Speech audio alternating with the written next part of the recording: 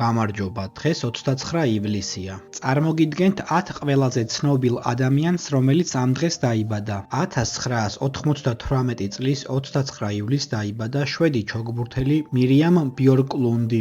1963 წლის 29 ივლისს დაიბადა ირლანდიელი ყოფილი ფეხბურთელი და ამჟამად ცნობილი კომენტატორი ჯიმ ბეგლინი. მან კარიერის საუკეთესო წლები გაატარა ლივერპულში.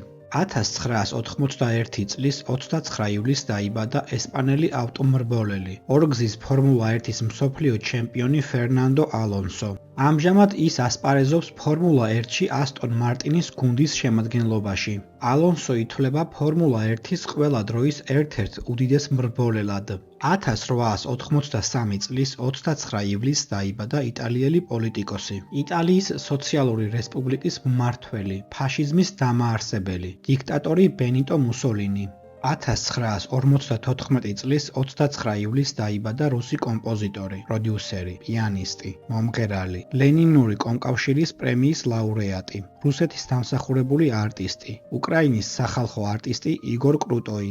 1965 წლის 29 ივლისს დაიბადა კანადელი მსახიობი და კომიკოსი 딘 ჰაგლანდი. 1905 წლის 29 ივლისს დაიბადა შვედი დიპლომატი, ეკონომისტი, სახელმწიფო მოღვაწე, გაეროს მეორე გენერალური მდივანი დაგ ჰამარშოლდი. 1963 წლის 29 ივლისს დაიბადა ამერიკელი მსახიობი და ყოფილი მოდელი ალექსანდრა პოლი. მან საერთაშორისო აღიარება მოიპოვა ლეიტენანტ სტეფანი ჰოლდენის როლის შესრულებით სერიალში მაშველები. 1941 წლის 29 ივლისს დაიბადა ინგლისელი მსახიობი დევიდ ვორნერი.